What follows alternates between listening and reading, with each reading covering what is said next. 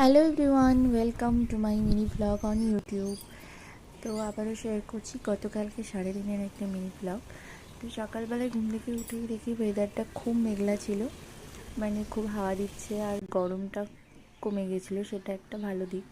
তো যাই হোক, ঘুম থেকে উঠে আগে স্নান করে নিয়ে ওই যে ছাদে এসেছিলাম ঠাকুরের জন্য, ঠাকুর পুজো দেবো, তার জন্য ফুল তুলতে। আর এই যে এটা দেখছি, এটা হচ্ছে এখানকার মন্দির আমাদের পাড়ার।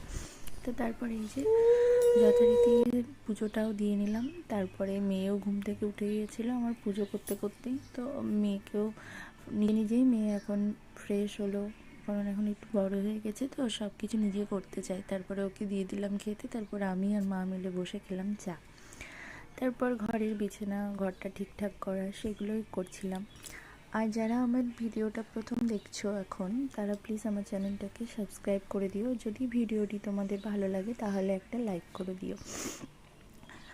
আর আমার ফেসবুক পেজ আছে, সেটার লিঙ্ক আমি দিয়ে দেবো, আর ইনস্টাগ্রাম আইডিও আছে, সেটাও দিয়ে দেবো। তো সেখানে একটু তোমরা গিয়ে ফলো করে দিও। তারপরে এই যে বিকালবেলা একটু বেরিয়েছিলাম বাজারে যাওয়ার জন্য। তো আমি, বাবু আর আমার একটা বোন। তো এই যে যাওয়ার সময়তে এই যে শম্ভু এসে হাজির, তো আমরা যেতে পারছিলাম না। তারপরে চলেও এসেছিলাম। তারপরে একটু ঘোরা করে, একটু খাওয়া দাওয়া করে তারপরে এই যে বাড়ি। কিন্তু ওয়েদারটা